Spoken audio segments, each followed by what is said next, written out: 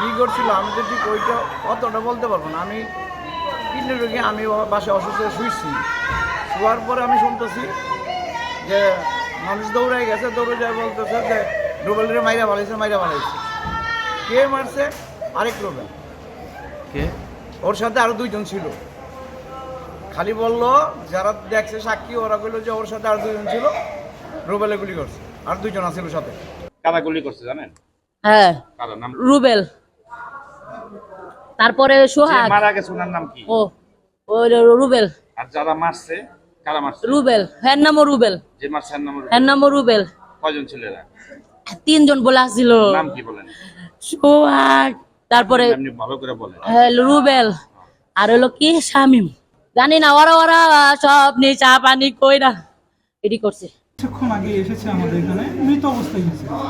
যখন এসেছে কোনো শ্বাস প্রশ্বাসের কোনো লক্ষণ ছিল না, জীবনের কোনো লক্ষণ আমরা পাইনি। আমরা সাথে সাথে সেটা কনফার্ম করেছি এবং একই সাথে তার কিছু আঘাতের চিহ্ন ছিল এবং সেই আঘাতগুলো ভোতা আঘাতে দেখা যাচ্ছিল।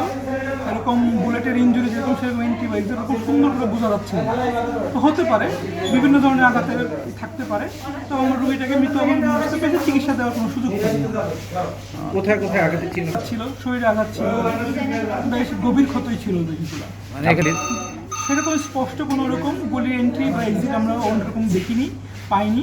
তবে থাকতে পারে ওই ভোতা যে আমাদের যে এরকম যে গভীর ক্ষতগুলো ছিল সেগুলোর মধ্যে থাকলেও থাকতে পারে। সেটার জন্য পরবর্তী ময়না তদন্তে আশা করি বাকিটা উদ্ঘাটন হবে।